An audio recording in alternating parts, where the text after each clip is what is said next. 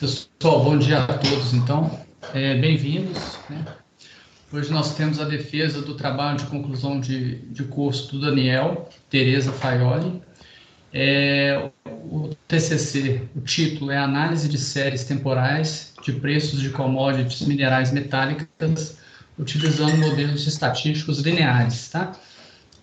A banca avaliadora é composta por mim, professor Douglas, orientador, professor Felipe Souza, co-orientador da UFOP, e professor Michel Melo, da UFMG.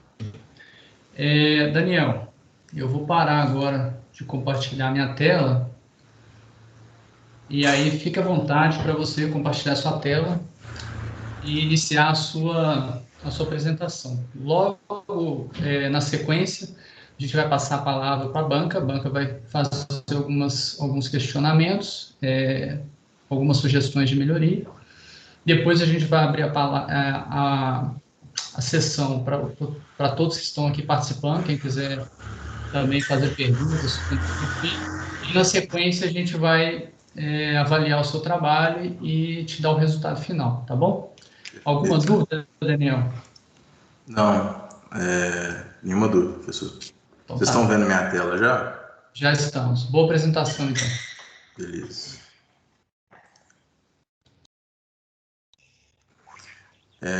Bom dia a todos, obrigado pela presença. Então, hoje eu vou defender meu trabalho de conclusão de curso intitulado Análise de séries temporais de preços de commodities minerais metálicas utilizando modelos estatísticos lineares. Uma breve agenda aqui, a gente vai passar pelo problema de pesquisa, os objetivos, revisão bibliográfica e aí já entrar no trabalho mesmo, metodologia adotada e os resultados obtidos. Problema de pesquisa endereçado nesse trabalho foi saber se era possível modelar e prever o preço spot e as flutuações do mercado de cobre utilizando modelos estatísticos lineares. Para se atingir esse objetivo, foram realizados análises de séries temporais dos preços das commodities no preço de cobre, preço spot de cobre negociado na London Metal Exchange. A modelagem foi realizada utilizando a metodologia e o modelo proposto por Box e Jenkins. E em seguida foi realizado o diagnóstico dos modelos gerados e, por fim, a predição de 2 anos de dados utilizando uma classe um objeto da classe de modelos ARIMA. Bem, o mercado de commodities ele pode ser dividido em 2 mercados, o mercado spot e as bolsas de commodities. No mercado spot, a gente tem as dinâmicas de oferta e demanda locais. Os agentes que vão atuar nesse mercado são principalmente produtores e consumidores que entram em transações físicas nas quais acontece efetivamente a troca de produtos de mão. Então, é realmente quem deseja vender e quem deseja comprar. Nesse mercado, ele é caracterizado por não ter contratos padronizados, como a gente vai ver que existe nas bolsas, e os contratos geralmente podem ter contratos a termo, mas esses contratos são decididos por produtor e consumidor em cada transação. Nas bolsas de commodities, os principais agentes que atuam neles são os hedges e os especuladores. Esses hedges podem sim vir a ser produtores ou consumidores que estão tentando se proteger do risco de flutuação desses preços e eles vão no mercado negociar os produtos que são transacionados nesses mercados internacionais. Esses produtos que são negociados nas bolsas são, sobretudo, instrumentos financeiros conhecidos como derivativos, principalmente os contratos futuros e as opções. Neste caso, os contratos são padronizados pela instituição que regulamenta a bolsa, ou seja, a própria casa de câmbio lá. E esses contratos são padronizados em termos de qualidade do material negociado e tonelagem, ou seja, você vai comprar X toneladas de cobre, digamos 10 toneladas de cobre com a qualidade tal do material. Isso é definido e é um fator que favorece a liquidez nesses mercados. Neste trabalho, o objeto de estudo, como eu disse, é o preço spot, então está voltado mais para o mercado local, no qual realmente ocorre a transação física desses materiais. Existem diversos métodos de predição de preços commodities. Dentre eles, dois muito recorrentes na literatura, que são os métodos econométricos e os métodos estocásticos gaussianos. Neste trabalho foi adotado a técnica de modelagem a partir de séries temporais, utilizando modelos lineares de séries temporais. Esses modelos eles não fazem nenhum tipo de suposição em relação ao mercado, e sim utilizam informações passadas para poder extrapolar tendências e os comportamentos futuros do mercado. Comportamentos futuros do mercado. Em geral, tem baixo custo de implementação, pois não tem uma dependência de softwares específicos, nem bases de dados extensas, como é o caso, por exemplo, dos modelos econométricos. E a única requisição que existe desses modelos, como a gente vai ver à frente, é que o processo que eles estão modelando seja estacionário. No entanto, a proposição de Box e Jenkins foi feita justamente para solucionar esse problema. Então, o objeto de estudo aqui, a série temporal, ela é de fato um processo estocástico. E esse processo estocástico, ele é basicamente um processo que evolui no tempo de acordo com uma lei probabilística. Ele é caracterizado pelos seus momentos e define-se um processo pela estacionalidade dele, se um processo é estacionário ou não. Os modelos de séries temporais, modelos lineares que foram propostos, eles tratam da modelagem de séries estacionárias. A proposição de Box e Jenkins foi uma metodologia para poder tratar justamente de processos estocásticos, processos não estacionários. E a metodologia deles consiste basicamente em um processo de transformação, que consiste da diferenciação do processo original, até que esse processo se torne estacionário. E aí você aplica um modelo, por exemplo, o modelo ARMA, ou então o modelo de autorregressão, o modelo de médias móveis, que é um modelo que faz a suposição de estacionariedade do processo que está sendo modelado. A metodologia que foi adotada nesse trabalho, os dados foram obtidos a partir do Fundo Monetário Internacional, especificamente da base conhecida como PCPS, que é o Primary Command Price System, e a metodologia seguiu o processo de Box e Jenkins. Então, foram aplicados testes de estacionariedade para poder avaliar a contextualização do processo. Em seguida, foram utilizados correlogramas para definir um espaço de busca dos parâmetros P e Q viável, possível. Em seguida, foi aplicado um algoritmo de busca dentro desse espaço para poder fazer a seleção, utilizando dois critérios de informação do modelo, do melhor modelo, que seria o modelo que modela de forma correta o processo e com o menor número de parâmetros possíveis, e foi realizada a predição utilizando duas técnicas de predição. Inicialmente, uma técnica de predição um passo à frente, conhecida como Expanding Window, e depois uma técnica de predição out of sample mesmo. A modelagem e as análises foram realizadas utilizando o software livre Python e as bibliotecas que estão citadas aqui. Bem, a metodologia utilizada, ela consiste de você tem uma série temporal, essa série ela é caracterizada pelos momentos dela, então a função média, a função autocovariância desse processo, e é preciso analisar se essa série é estacionária. Se ela for estacionária, não é preciso aplicar uma transformação. Se a série não é estacionária, então deve-se aplicar diferenciação em cima dessa série, inicialmente diferenciação de primeira ordem, depois de segunda ordem, até que esse modelo, até que o processo se torne estacionário. Essa é uma das principais formulações da metodologia de Box e Jenkins. Em seguida, foi feita uma proposição que não está na metodologia de Box e Jenkins, mas é uma proposição de trabalho, que é utilizar os correlogramas da função de autocorrelação e da função de autocorrelação parcial para poder definir os parâmetros P e Q do modelo, os parâmetros possíveis P e Q do modelo, para aí sim utilizar uma técnica de grid search, né, um algoritmo de busca, para poder definir dentro desse espaço convexo qual o modelo que minimiza tanto o critério de informação de AKI, A e C, quanto o critério de informação bayesiano, B e C. Em seguida, o modelo selecionado ele deve ser validado quanto à coerência estatística desse modelo, e isso é feito analisando os resíduos do modelo, avaliar se os resíduos são independentes e identicamente distribuídos.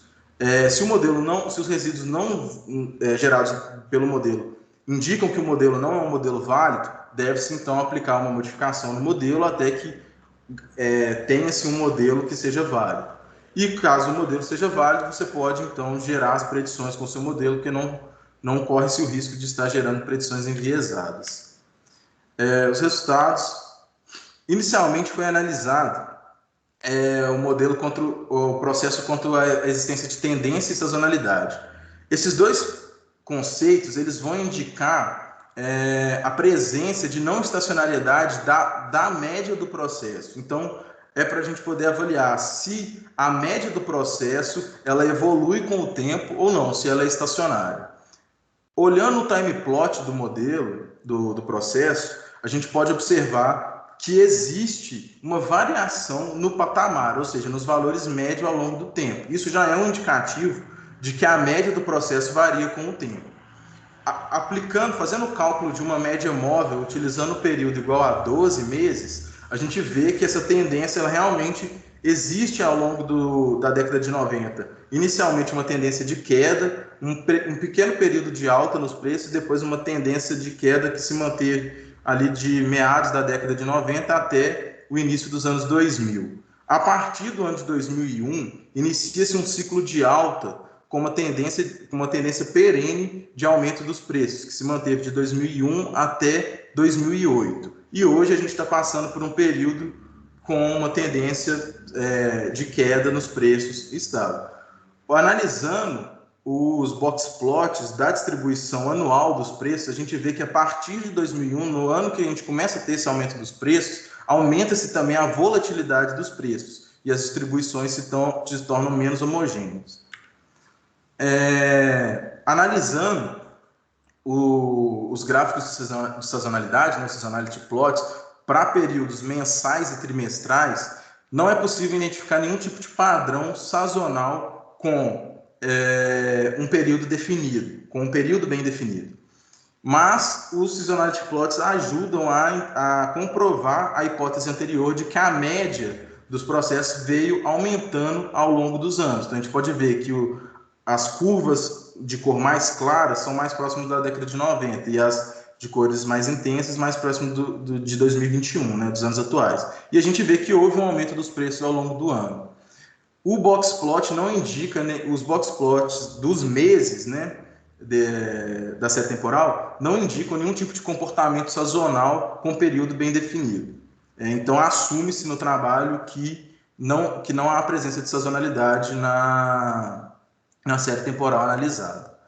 A fim de se comprovar essas duas hipóteses levantadas anteriormente, que é a não estacionariedade da média e a não existência de sazonalidade, foi utilizado um algoritmo de decomposição dessa série temporal nas suas componentes estruturais. As duas componentes sistemáticas, que é a tendência e a sazonalidade, e a componente aleatória, que são os resíduos. O algoritmo utilizado é o Seasonal Trend Using Lewis, que aplica uma série de filtros em cima da série temporal, de forma a separar a componente de tendência, a componente de sazonalidade, e a diferença dos dois são os resíduos. Nós podemos observar que realmente existe uma tendência, como descrito anteriormente, de queda durante os anos 90, de alta no início dos anos 2000 e agora uma tendência de queda, e que a gente não consegue definir um processo, a existência de uma sazonalidade com amplitudes definidas e com períodos bem definidos. Então, assume-se realmente que não existe sazonalidade nos dados. Mais uma ferramenta para poder analisar a contestacionariedade do processo é utilizar a função de autocorrelação para analisar se existe algum lag a partir do qual o processo não existe mais autocorrelação entre os períodos, né, entre os períodos da série temporal.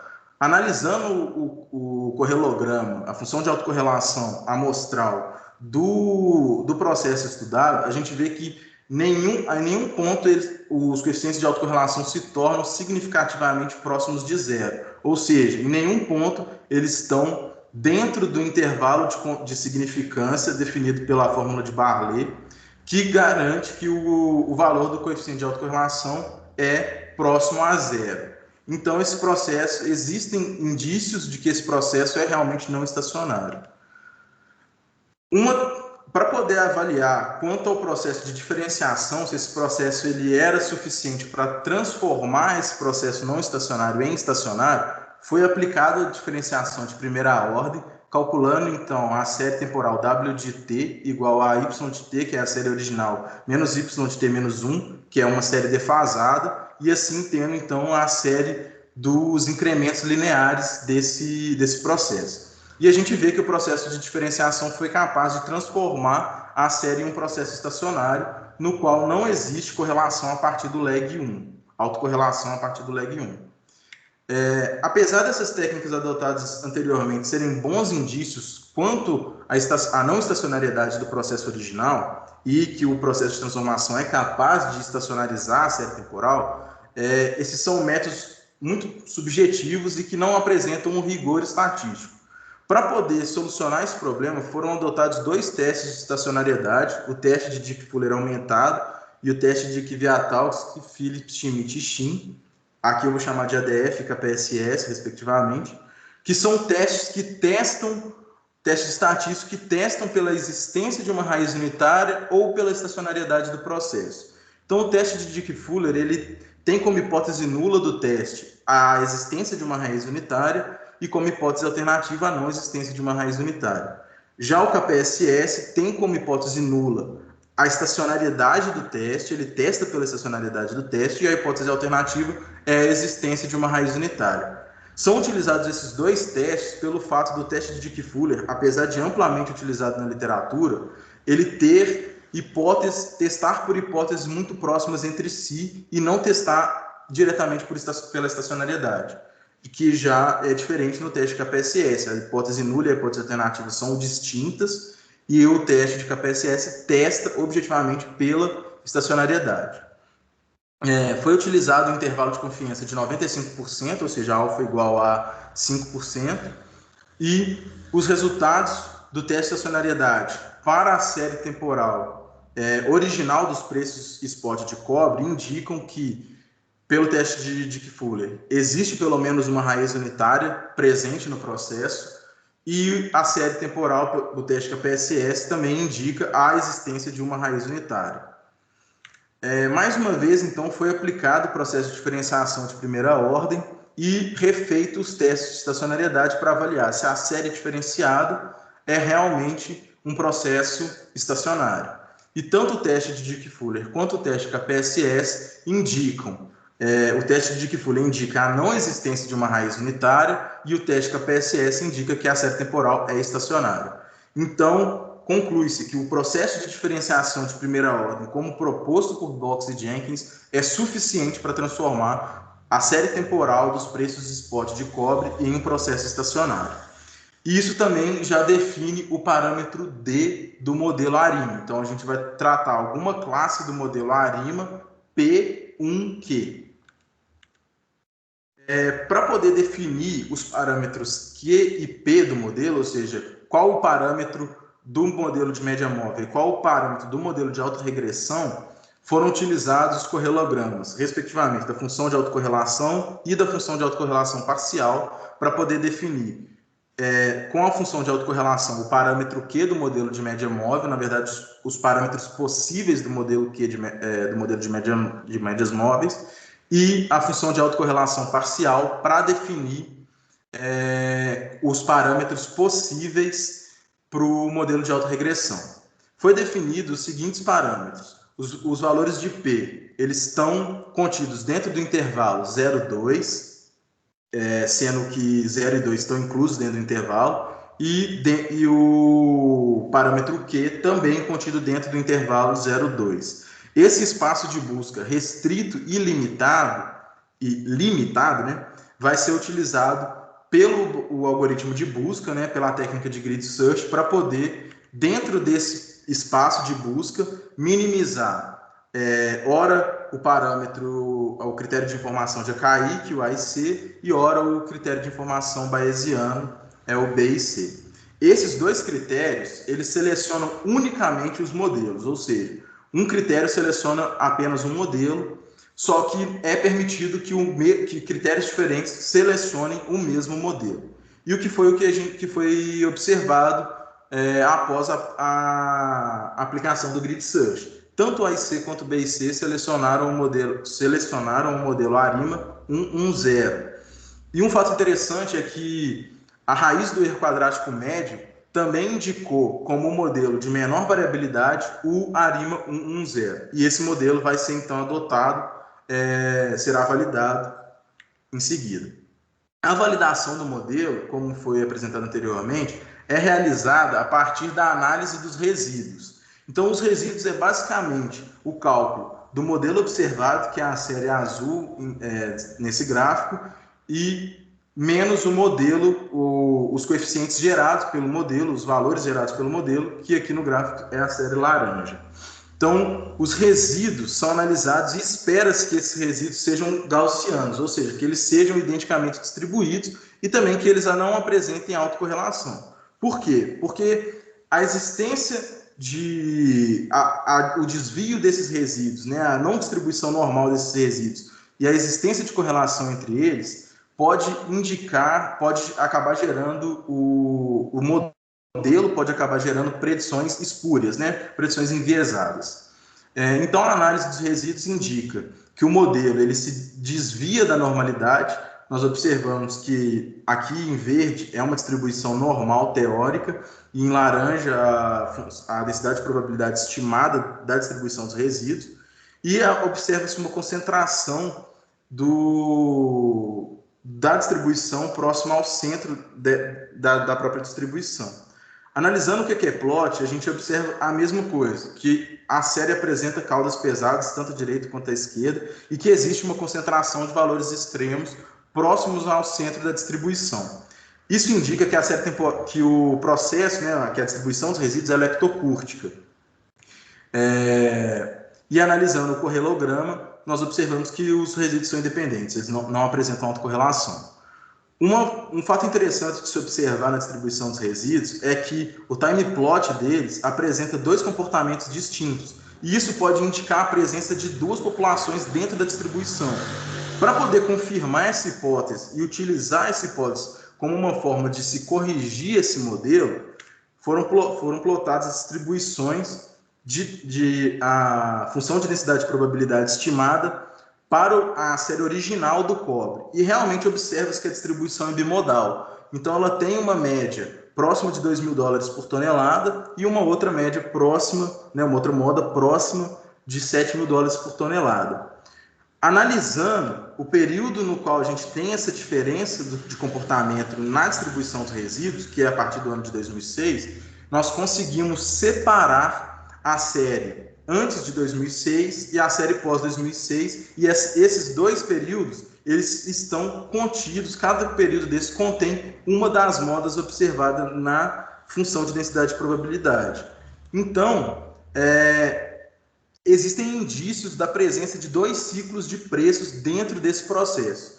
No entanto, o jargão, o termo ciclo, né, é um termo que existe um rigor econométrico por trás da utilização desse termo. E aqui eu vou me referenciar a esses dois termos como dois domínios de preço. Um domínio que tinha uma moda em $2.000 por tonelada antes de 2006 e um outro domínio que tem uma moda próxima a $7.000 por tonelada após 2006. O segundo domínio, o que está de abril de 2006 até janeiro de 2021, vai ser utilizado para, mais uma vez, analisar a contestacionalidade desse processo, definir um modelo viável e gerar predições. Esse período ele é escolhido porque um dos objetivos do trabalho é gerar predições dos 2 últimos anos de dado para poder validar a performance do modelo.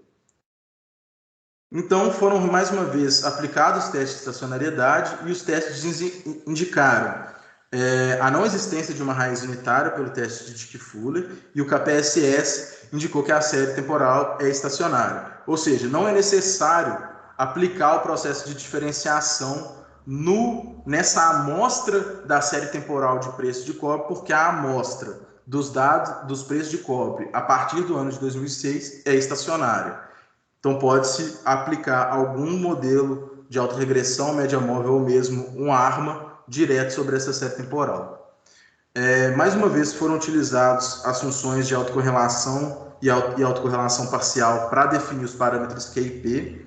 No entanto, na função de autocorrelação não é possível identificar um parâmetro Q para o modelo de média móvel, porque a função de autocorrelação teórica para esse processo, para esse modelo de médias, para um processo de médias móveis, apresenta um cutoff a partir de algum lag Q, o que não é observado no correlograma da função de autocorrelação.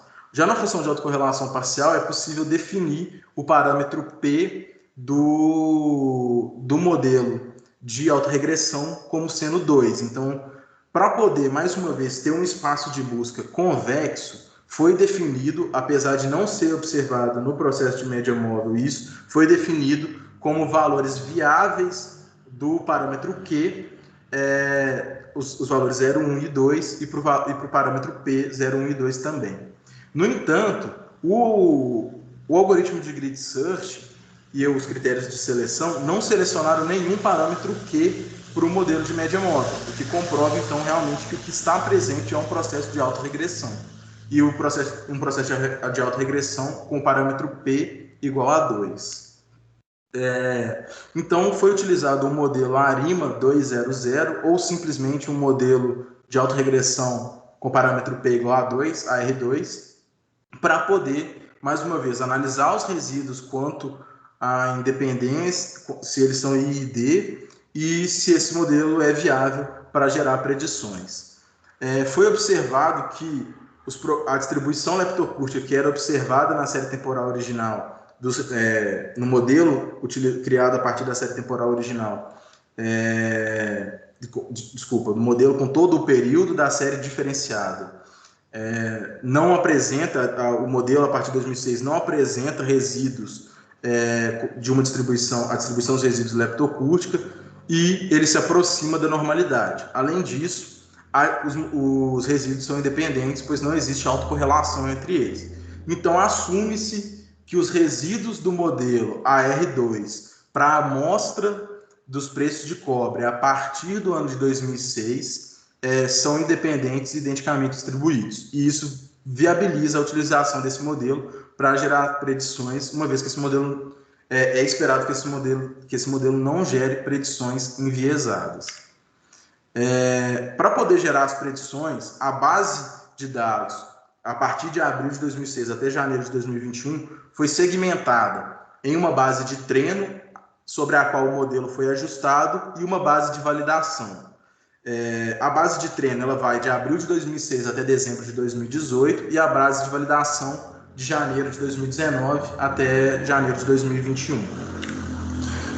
Inicialmente foi adotada uma técnica de predição utilizando a prática de expanding window, que é basicamente você tem-se o período da série temporal histórica, a base de treino, e essa base de treino avança sobre a base de validação toda vez que é gerada uma predição. Então, a cada período T no qual é gerada uma predição, na próxima iteração, o período T anterior, né, agora no caso T-1, é incluído na base de treino e é gerada a predição para o próximo período, até se esgotar a base de validação. Para poder avaliar a performance desse modelo, foram adotadas 3 métricas. O erro médio absoluto, que tem a mesma grandeza do dado, ou seja, o erro médio absoluto está em dólares por tonelada, a raiz do erro quadrático médio, que é o RMSE, que também está em dólares por tonelada, e para poder ter uma avaliação percentual do erro, o erro médio absoluto percentual, o MAP.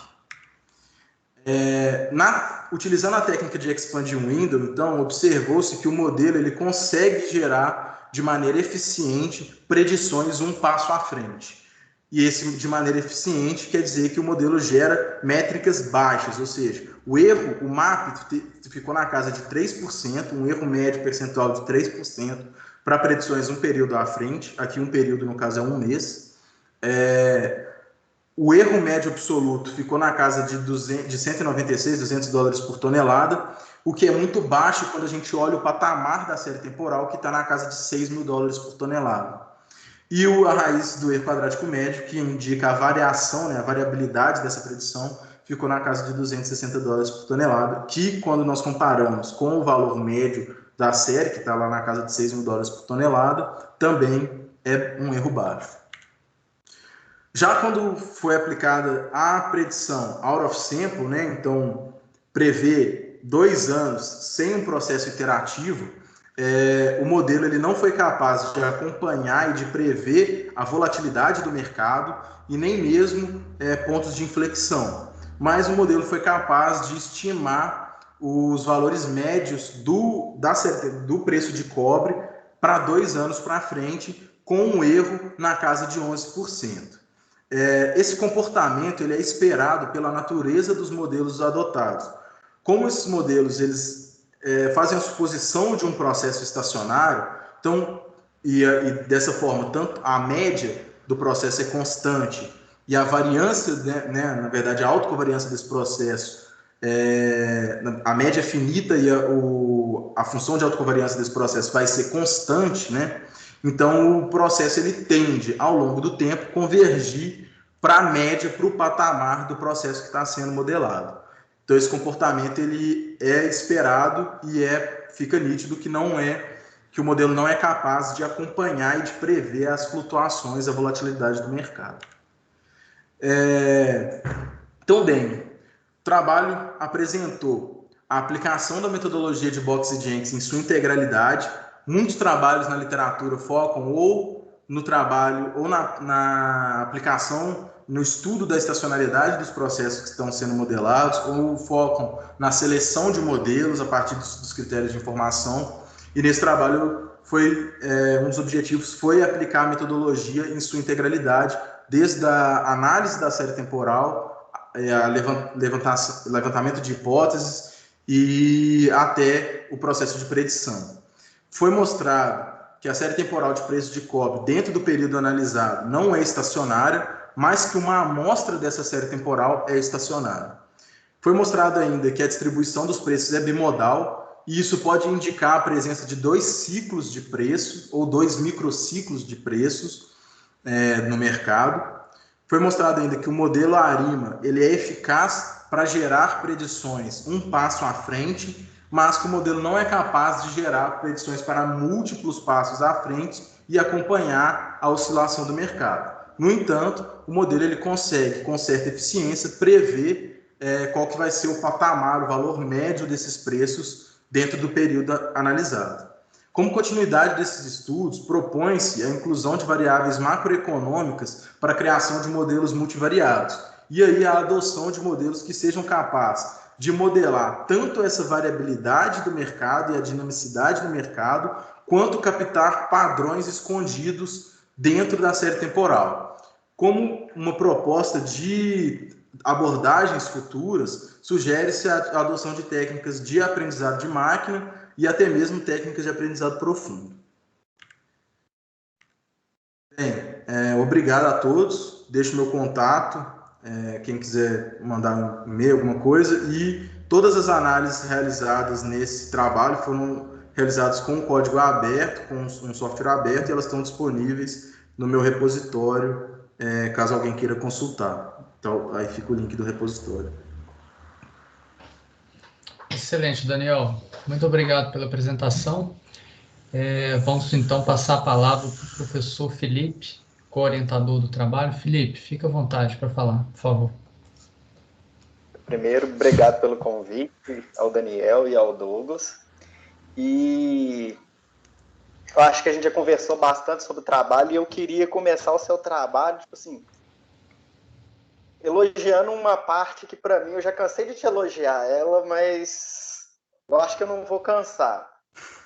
Quando você já chega ali no teste de raiz unitária, só naquele teste, Daniel, eu já estava tão feliz que, para mim, você podia continuar parar o trabalho ali, sendo muito sincero. Por quê? Quando você chegou naquele pedacinho ali, você já justificou uma crítica que eu tinha gigante a um tanto de trabalhos que a gente vê sobre simulação de preços. E um trabalho que, assim, entre aspas, tem até uma certa fama, feito por um economista, um TCC de um economista, tentando prever o preço do minério de ferro, só que ele não se preocupou nem a sua metodologia. de saber se o modelo e os dados casam. E conseguir e preocupar com isso me deixa uma felicidade, assim, gigantesca. Então, assim, Obrigado. muito parabéns por Obrigado. chegar no teste de raiz unitária. E eu vou até fazer um desabafo. Eu dou economia mineral. Eu falo de teste de raiz unitária, mas, assim, eu tenho a impressão que a maioria decora, mas não entende o que aquilo ali está querendo dizer para frente. E no seu texto fica muito claro isso. Você entendeu? Você tem um modelo com um tipo de comportamento e está verificando se os dados estão em cima dele. Você falou assim, não, quando os meus dados não conseguirem aderir, eu vou quebrando ele, eu vou tirando pequenas derivadinhas para pegar e fazer ele comportar do jeito que eu preciso. Mas eu tenho um pedaço da minha série que, por fatores macro, e essa ideia que simulação e macro caminham lado a lado, eu consigo fazer ele comportar dentro do modelo sem nem precisar de quebrar ele. E aí foi o que você utilizou.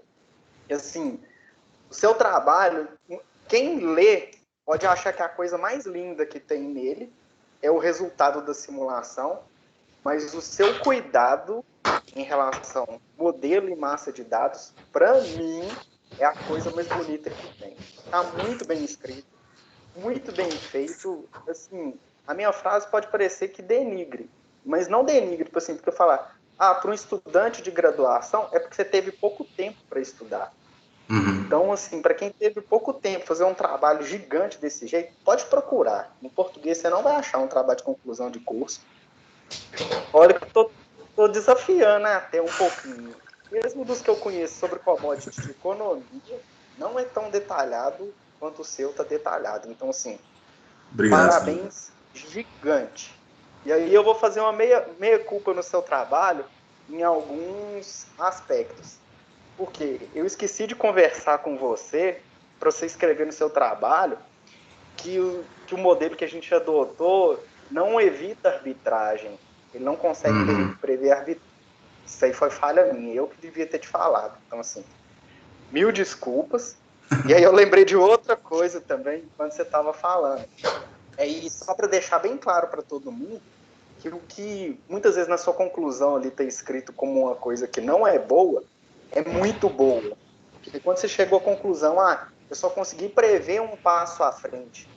Mas a metodologia que você utilizou só quer isso mesmo. Exato. Então só prova que você fez para trás estava certo. Se você tivesse conseguido mais, pelo contrário, tinha algum problema. Então, assim, o que parecia ruim é ótimo. É ótimo. E outra coisa que a gente não colocou de disclaimer no seu trabalho também, não acontece. Quando você fez aquela divisão em 2006, para pegar a parte estacionária, a gente não precisou,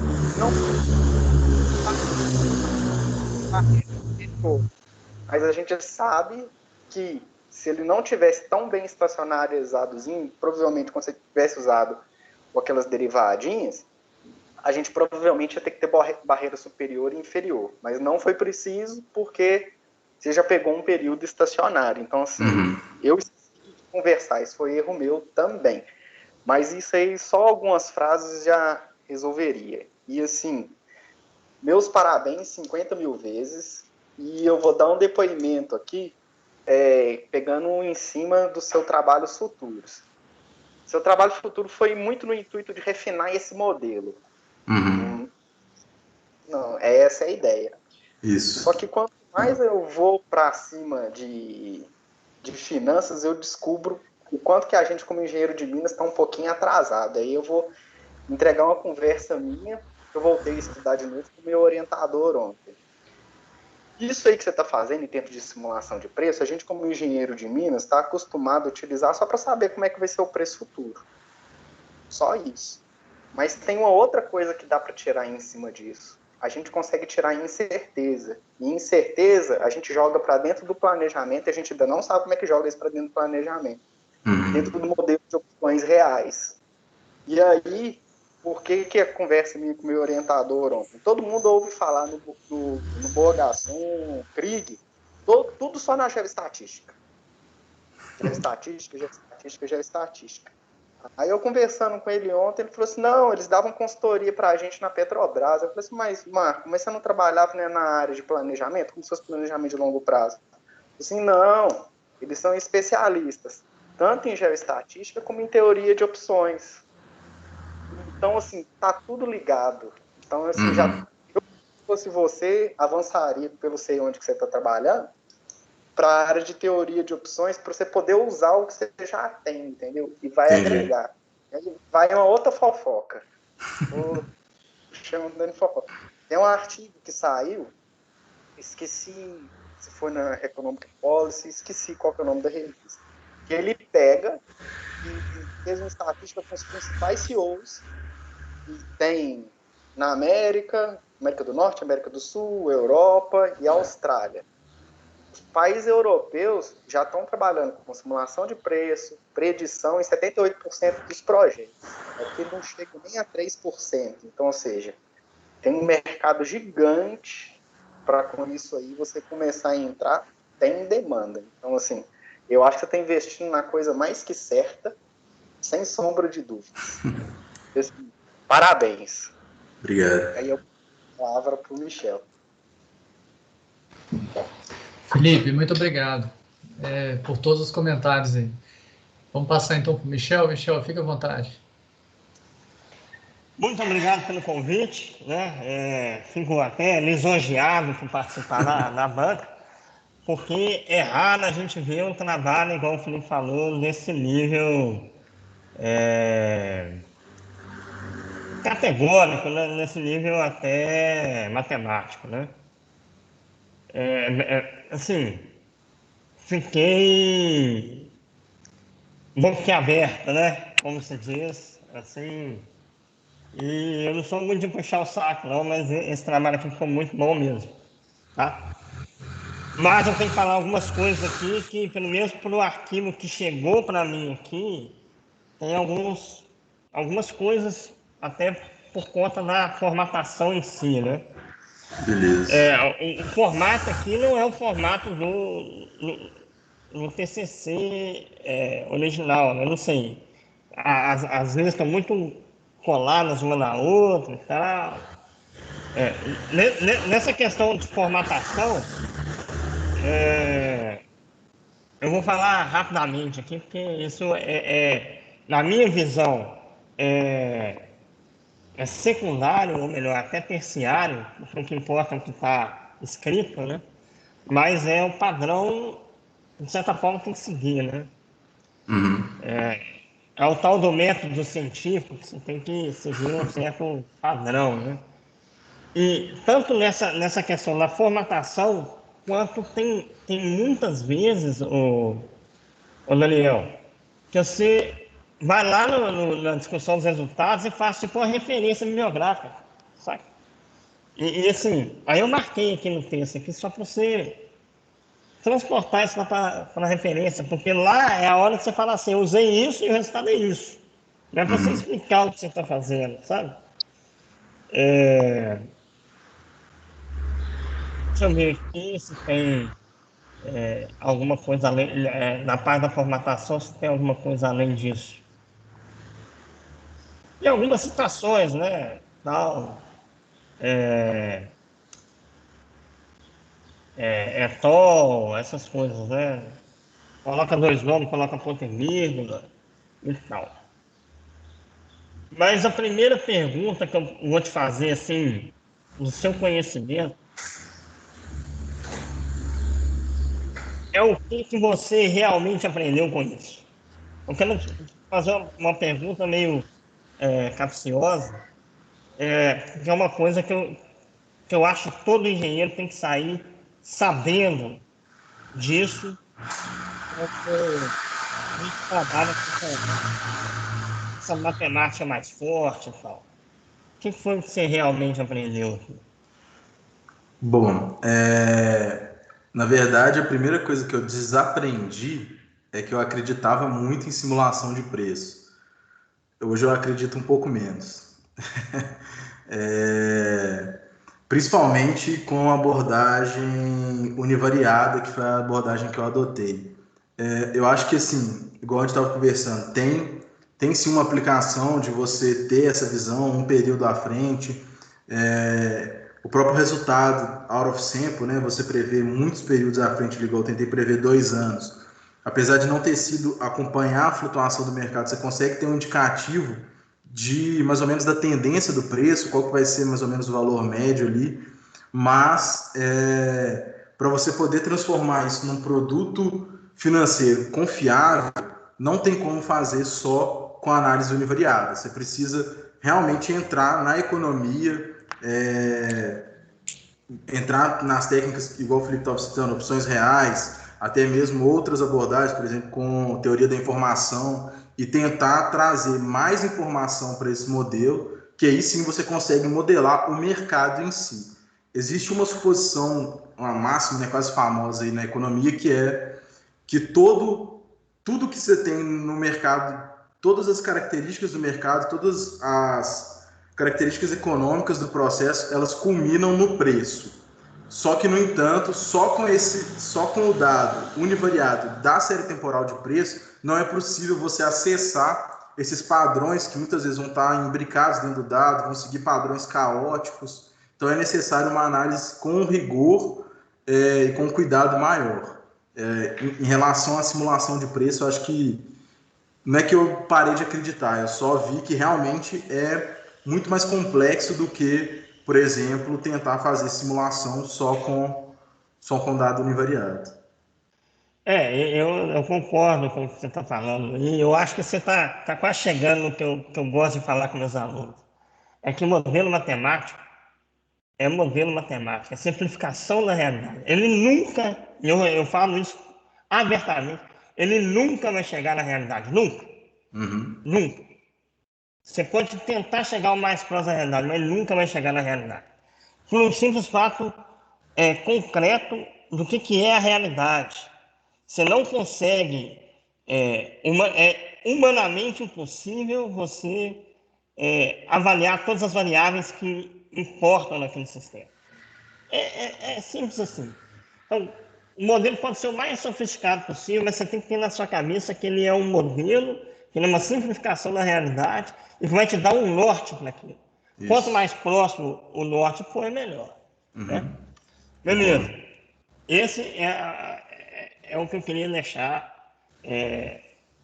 para você e para quem está aí assistindo você, que para a gente tirar essa ideia de que tem muita equação, é porque não dá certo. Não. Dá certo porque você consegue usar aquilo na realidade. Né? Dá certo porque o resultado você consegue utilizar na realidade como um norte. Né? Não é porque tem matemática que dá certo. Não, dá certo que você consegue ter alguma coisa na realidade que você consegue tirar daquilo ali. Beleza. Uma coisa que eu fiquei na dúvida, o Felipe até falou aí, essa questão, eu não estudei o tema a fundo, assim, para ter essa noção, né? Mas você fala aí, essa questão de círculo unitário, de raiz unitária, e eu fiquei boiando nisso aí, cara. Se você puder me explicar, sinceridade, eu boiei total essa questão. Tá, isso na verdade é uma proposição que é a formulação matemática dos modelos. O que acontece? Quando você chega nos polinômios, tem uma parte do meu trabalho que eu estou basicamente desenvolvendo matematicamente os polinômios que definem os processos de autorregressão e processo de média móvel. Esses polinômios, eles têm raízes, né, que são os coeficientes ali. Quando a gente fala que o polinômio não possui uma raiz unitária, quer dizer o seguinte: no cálculo dos coeficientes daquele polinômio, não existe nenhuma raiz unitária. Então, por que disso? Um processo que é claramente não estacionário e que é basicamente a base de todas essas formações de processo estocástico é o processo de random walk, né? O caminho aleatório.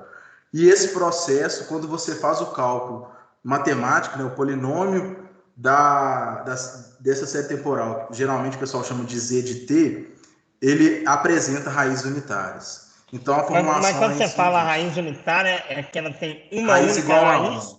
Ou raiz igual a 1? Raiz igual a 1. Tá, entendi. Isso aí. Entendi. É mais ou menos a ideia.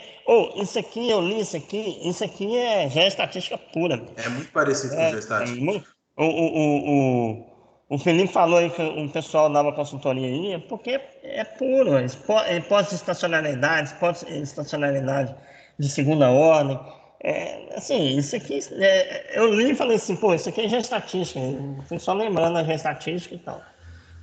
Mas aí, eu não sei se eu fiz a associação certa. Se essa raiz unitária é como se fosse o somatório dos pesos da geoestatística no enviesamento, ou não tem nada a ver?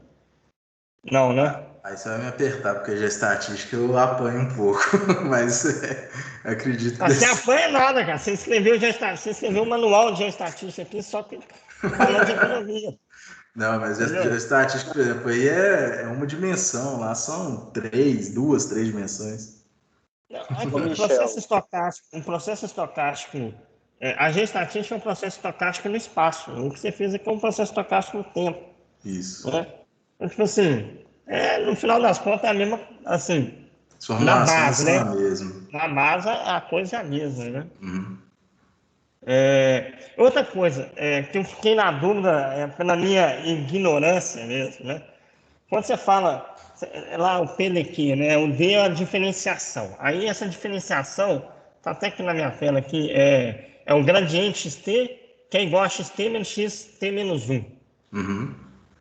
Eu faço esses XT menos XT, é só subtrair o atual no anterior, é isso? Diferenciação de primeira ordem é isso. Só que você, por exemplo, você pode pegar um processo que é não estacionário, diferenciar ele e ele continuar não sendo estacionário. E aí você vai ter que aplicar uma diferenciação de segunda ordem.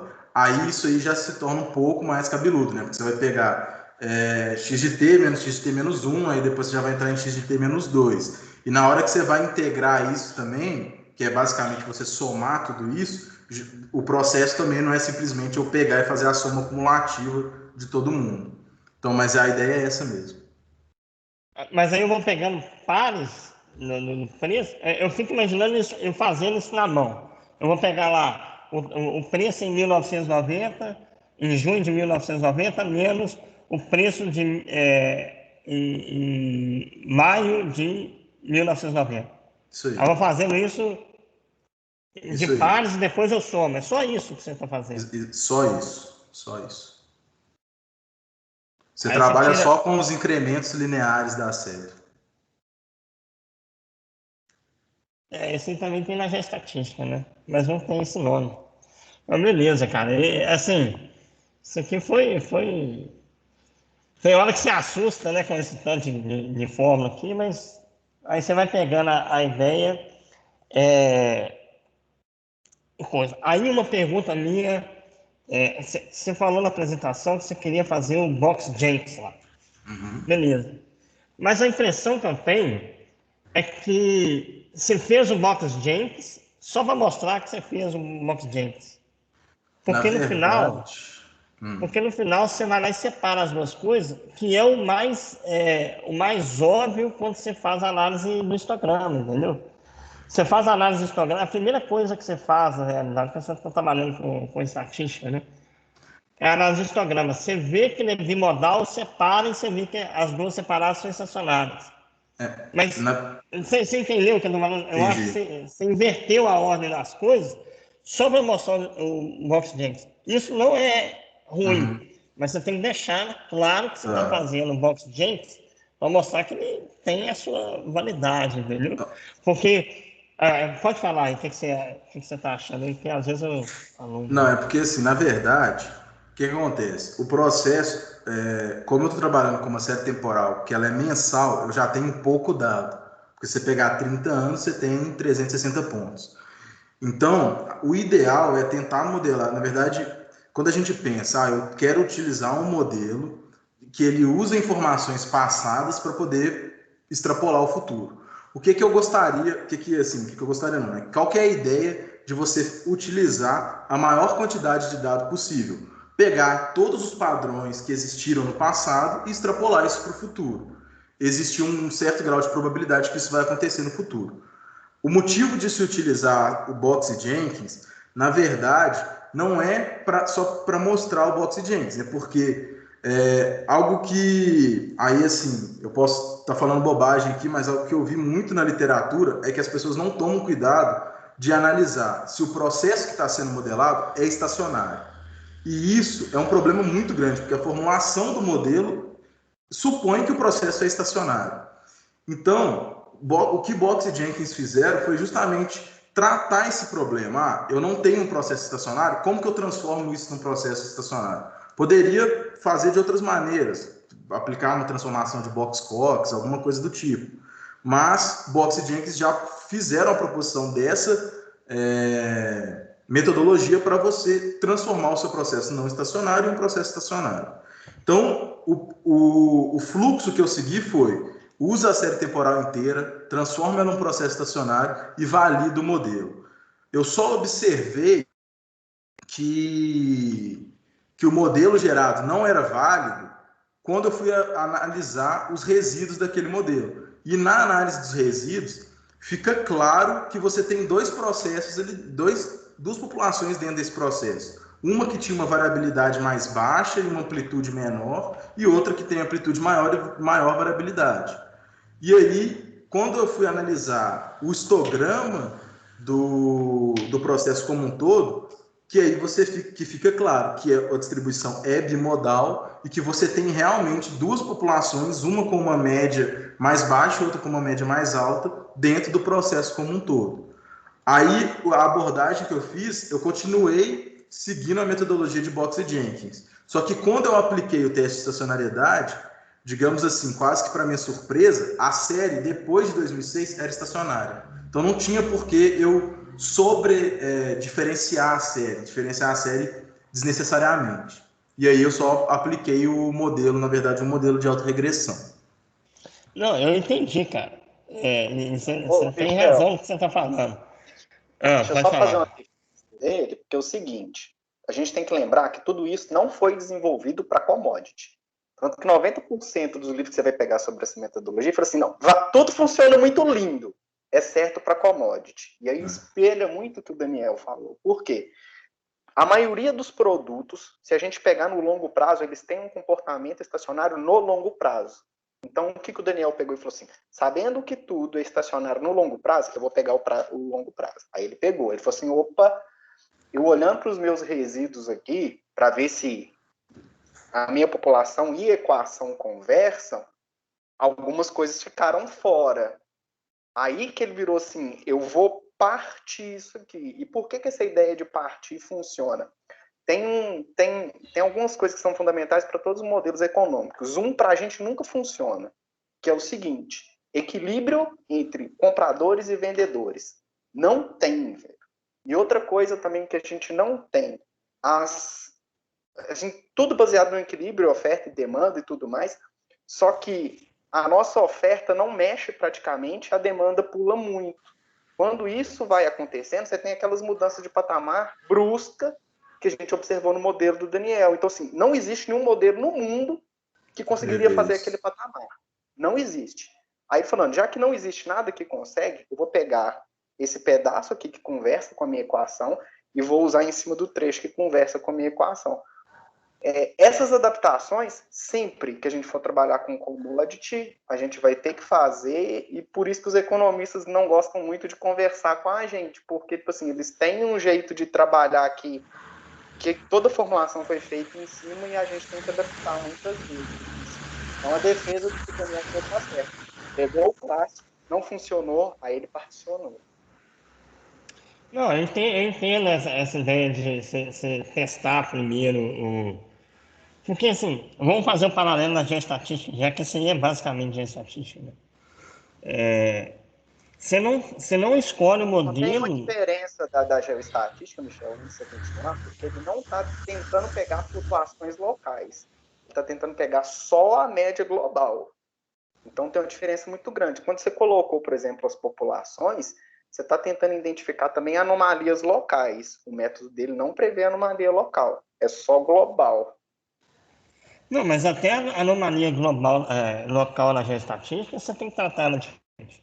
Mas eu estou falando assim, Porque a primeira hipótese que você faz é realmente ser estacionário ou não. Você tem que verificar isso. Aquela ideia de você verificar a deriva é isso. Se você tem uma média aumentando com a profundidade, ou você tem uma média aumentando com a longitude ou com a latitude, isso é análise de estacionariedade. Se você não consegue provar a estacionariedade, você tem que usar outro tipo de crigagem, por exemplo. Aí é crigagem por indicatriz, não sei o que tem nas fotos. Mas só o programa É. não garante que não é estacionário. Podia ter 5 populações e ele ser estacionário. Como é que é? Eu podia ter 5, 6, 7 populações no histograma e a série ser estacionária. Por quê? Ela poderia ficar oscilando em picos muito Exato. altos, mas oscilando em torno de uma média não tem problema. O Não, histograma não beleza, garante. mas olha só, filho, a minha dúvida, por que eu estou falando isso, é porque nitidamente, até no texto dele, ele fala que é nítido que você tem uma base de preço com uma média flutuando nos anos 90 e depois isso explode vindo uma avaliação. É nítido, é por isso que eu estou te falando. Você vê no gráfico que isso já está acontecendo. Você consegue ver, o gráfico está te mostrando isso no preço. Por isso que eu falei assim, por que ele não fez o bimodal primeiro e fez o box Jakes para mostrar que realmente é isso que está acontecendo, ao invés de fazer o contrário? Assim, uma das coisas que pode ser dito contra isso é porque, assim, nada me garante que no futuro o preço não volta para $2.000 por tonelada, entendeu? O Beleza, mas você tem que segundo modelo que eu trabalhar, mas você gerei, tem que ele não vai trabalhar. voltar nunca. Nunca aquele segundo modelo depois de 2006 ele vai chegar em $2.000 por tonelada, porque ele nunca nem viu isso. Porque Não tem ele informação para... vai ser uma alta regressão ali em torno daquela média ali, né? Exato. Mas assim, eu concordo com você, mas com o banco de dados que você tem, é o que está nítido ali para você. E você. Ainda mais o Felipe e vocês falaram que isso é basicamente para prever o próximo passo, né? É uma estimativa só. Então, é plausível, seja, o seu objetivo é verificar um passo só. Você tem bimodal. É não estacionário, porque o gráfico, assim, na última modal não estacionário, o gráfico já mostrava que não era estacionário. Assim, na minha percepção. Você só provou que não era numericamente. Que é um trabalho fenomenal. Não estou merecendo, não. Estou falando assim. Mas quando você olha o gráfico, você já fala assim, não, tem duas coisas aqui. Então, a minha sugestão é falar, eu vou fazer o box gente sabendo que vai dar um resultado, já esperando esse resultado. Entendeu? Você já estava esperando ele, na minha percepção. Porque está mostrando isso no gráfico, sabe? Posso estar errado, tá? Não estou falando. Eu não Na sou entendedor disso, não. verdade, Mas, assim, é porque o gráfico está te mostrando isso, entendeu? na verdade, eu não esperava que o... Porque, assim, a série é estacionária. Quando você olha o gráfico, você vê realmente que ela não é estacionária. Concordo com você. Tem a questão de... na minha opinião, isso tem que ser provado estatisticamente que ela não é estacionária. Não, tipo assim, não basta eu falar porque é muito subjetivo. Eu posso pegar uma série estacionária que ela é muito próxima da estacionalidade e que ela não é estacionária. Então isso tem que ser provado estatisticamente, com rigor estatístico, para poder fazer essa afirmação. E o outro ponto é que, assim, eu não esperava que a série, depois dela ser diferenciada, que o modelo iria gerar resíduos que não são independentes e identicamente distribuídos. Por quê? Quando você estacionariza o processo, você está vendo o processo variando aqui e ele sobe. Quando você calcula os incrementos lineares, isso vai tudo variar em torno de um valor ali, né? Em torno basicamente de zero. Então ele vai ficar variando ali, beleza, esse negócio ficou estacionário. Quando eu olho para essa série, a gente vai ver que ela tem esses dois comportamentos, que essas duas populações acontecem. Só que como o modelo ele vem sendo atualizado, idealmente era para o modelo conseguir captar essa mudança de comportamento e extrapolar isso para o futuro, que é o que não aconteceu. Quando eu faço a análise de resíduos, eu vejo que o modelo ele não consegue gerar um modelo que não seja enviesado. Isso está muito relacionado com o fato de você ter uma mudança e valores que o modelo entende como valores extremos. Você começa a ter muito outlier nessa distribuição, só que esses outliers se mantiveram ali por quase 15 anos de dado. Então, acaba que a sua distribuição ali, o modelo entende aquilo ali como normal, ele vai se ajustar àquilo ali. Então, enfim, não sei se eu consegui explicar bem, mas eu acho que, assim, entendi. o processo Porque de... isso vai depender, até pelo nome do negócio, da autorregressão, né?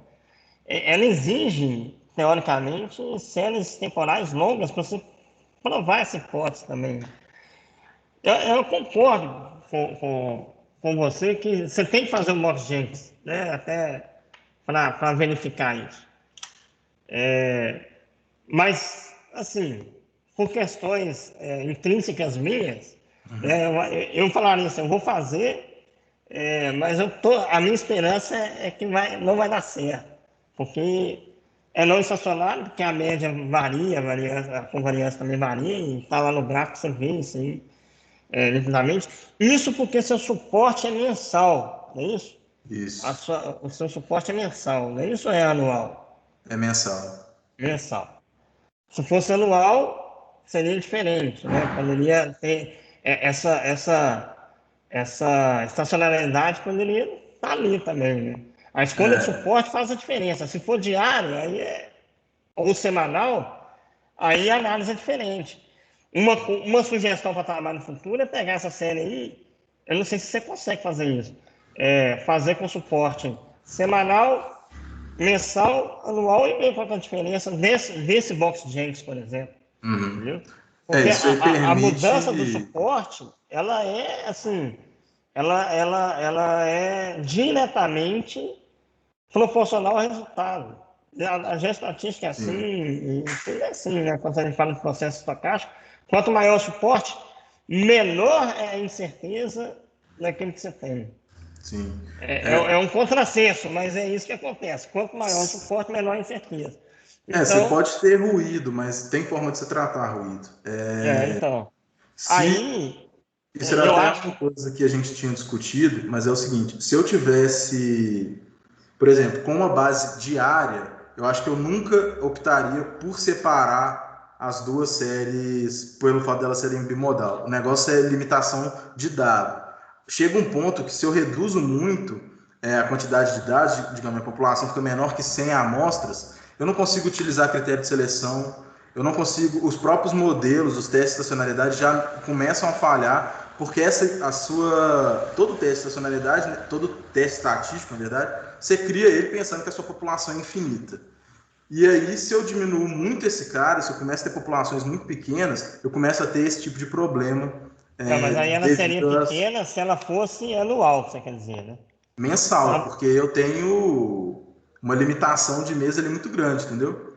O que eu quero dizer é o seguinte: se a minha base fosse diária, eu tenho 365 vezes mais pontos do que eu tenho, digamos assim. Então, aí você tem mais. Aí eu não preciso separar, eu posso adotar outras técnicas de transformação para poder lidar com o não ajuste do modelo, entendeu? Eu não fico limitado ao tamanho da base de dados. Então, aí é que tá o negócio.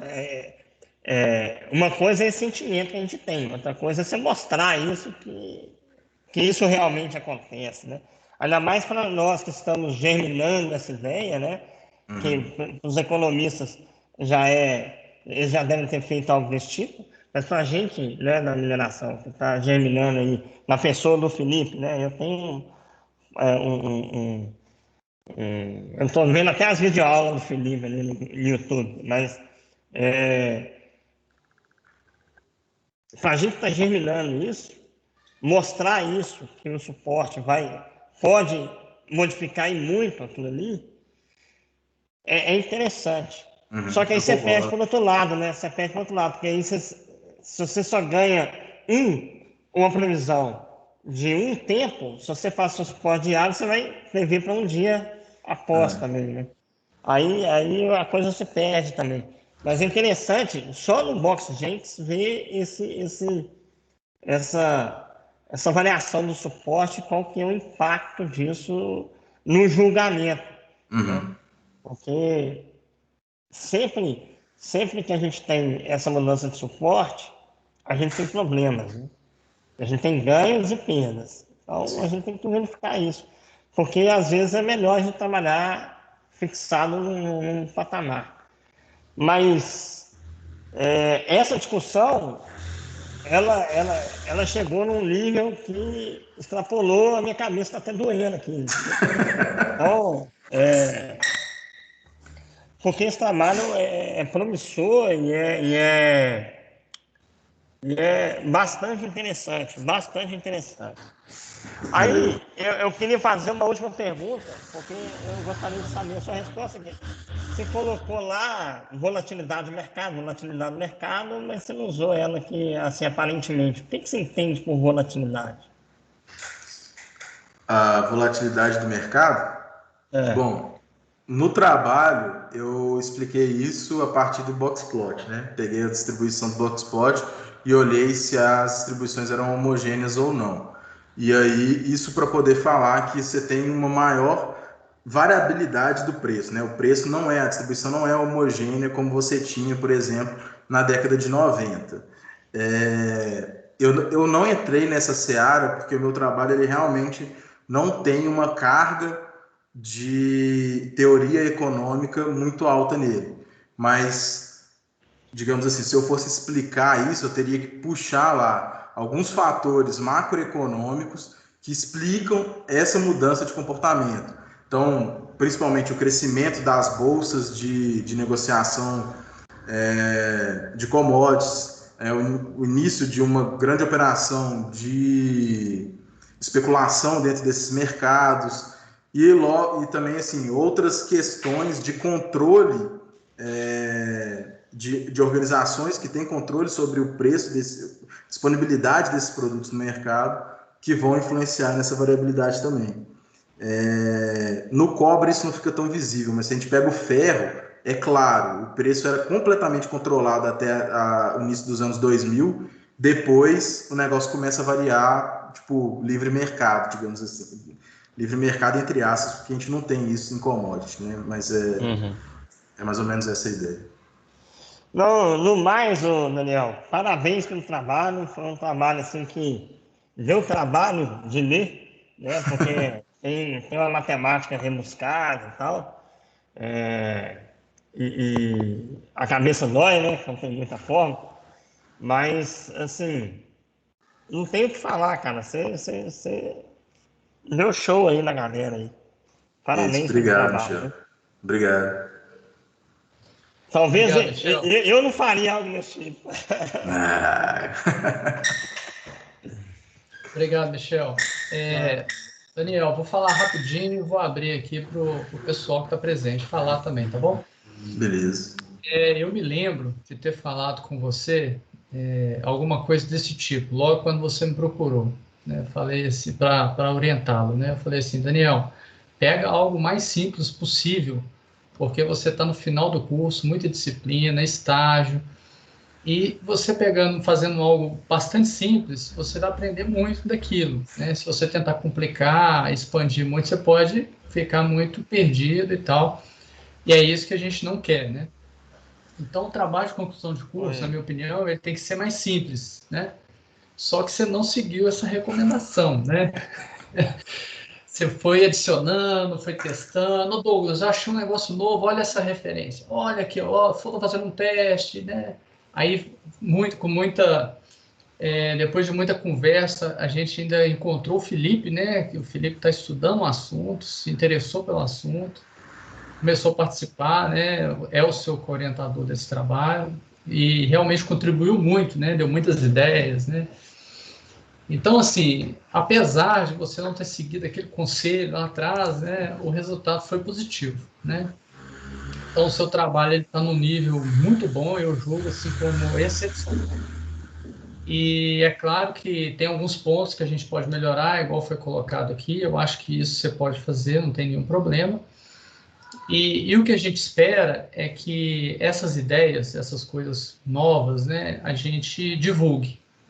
Então, o meu conselho para você é você terminar o TCC, né, atender tudo, fazer uma última revisão, deixar talvez publicar esse seu trabalho em algum lugar, né, em alguma revista, ou apresentar em algum congresso, para que as pessoas tenham acesso, né, ao que você fez e alguém, né, possa se interessar e continuar o seu trabalho, né?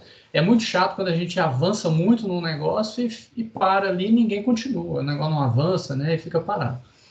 Felipe falou bem, né, da nossa área, né? Nossa área precisa conversar mais com a economia, né? Precisa realmente, a nossa formação como engenheiro de Minas, ela é bem limitada em termos de economia, né? A gente aprende a fazer um fluxo de caixa, fazer uma avaliação econômica de um projeto, e a gente para por ali, e também não dá para avançar mais, porque tem tantas coisas que a gente tem que saber, como engenheiro de Minas, que, né, eu imagino que são só alguns que vão realmente traçar mais relacionado com a economia.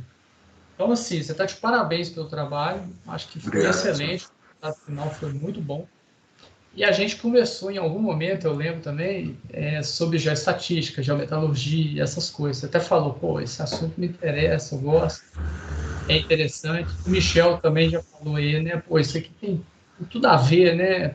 Então, assim, uma sugestão para você no futuro, eu não sei, né, os seus próximos passos, mas se você fosse avançar e continuar estudando, eu tentaria, assim, expandir um pouco do que você fez para outras coisas, né? Eu acho que cabe e seria muito interessante ver trabalhos nessa linha, tá?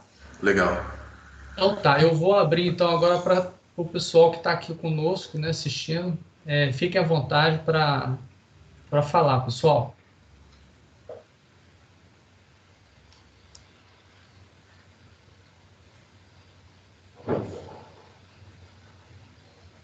Alguém quer contribuir, quer fazer alguma pergunta? Não? Então, ok. Então, eu vou fazer o seguinte, Daniel, eu já conversei com o Felipe, com o Michel, eles vão me mandar aqui no WhatsApp a nota, né, a sua nota, e aí daqui a pouco eu já vou fazer aqui as contas e te falar. Então, só Beleza. para ficar claro, né, o seu trabalho escrito, ele vale 60 pontos, está sendo avaliado em 60 pontos, e o trabalho, a sua apresentação, né, que você acabou de fazer, está sendo avaliada em 40 pontos, tá bom? Beleza. E aí o que a gente faz é uma média, né? E aí, se você conseguiu mais de 60 pontos, na média você está aprovado, tá bom? Beleza. Então, se que o Michel e o Felipe me enviarem, e a gente já te dá o retorno. Beleza. Você quer acrescentar mais alguma coisa, Daniel? Alguma coisa que você não falou durante a apresentação que você acha relevante, enquanto a gente está nesse processo aqui de lançar a nota? Não, só queria agradecer esses três aí. Sei o Douglas e o Felipe principalmente pelo apoio, e o Michel, acho que os comentários dele contribuíram bastante. Eu estou pensando até agora nas perguntas que ele me fez aqui. Mas obrigado, pessoal, vocês contribuíram muito para o andamento do trabalho. Excelente. O Felipe já mandou aqui. Michel, estamos aguardando a sua nota, tá bom?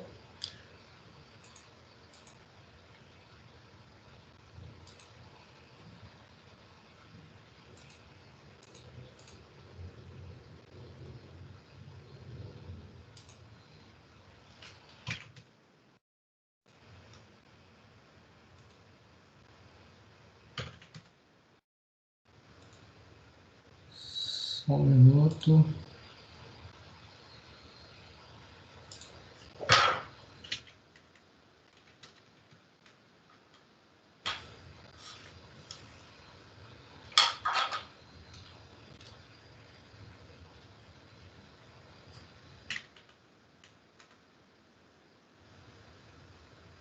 Então, o Michel também já encaminhou a dele.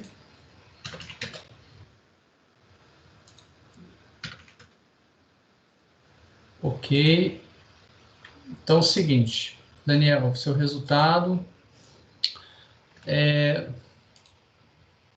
apresentação oral total, 40, tá?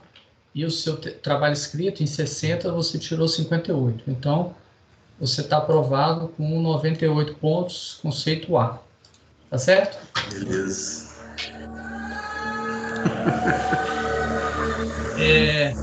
Vou agradecer a todos, né? Agradecer o Felipe, né? Pela orientação, foi fundamental para desenvolver o trabalho com tanta qualidade. Agradecer o Michel, né? Que aceitou esse desafio de ler um trabalho de conclusão de curso tão extenso, né, Michel? Com muita conta, né? Muita Foi equação. bravo, viu? Mas não é certo. Te dei trabalho aí, né? Desculpa por isso. Agradecer a presença de todos aqui, né? O pessoal tá dando aí os parabéns. E agradecer você também, Daniel, pela confiança, né? A gente teve a oportunidade de trabalhar antes numa iniciação científica. Era um outro papo, né? Era simulação computacional. E aí você me procurou com esse tema, um tema um pouco complexo, né? Eu sempre falo que economia é um negócio danado, né?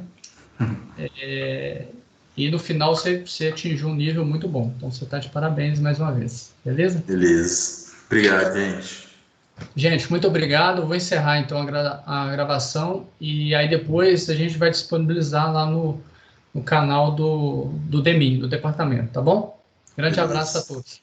Falou, tchau, tchau. Tchau, tchau. Parabéns aí. E agora é comemorar, né? Isso aí. Comemorar, ser feliz. Parabéns, Daniel. Agora já é digno de ser chamado, já era, né? Mas agora com certeza já é digno de chamar de colega, né? Então, parabéns aí, colega. Valeu, obrigado.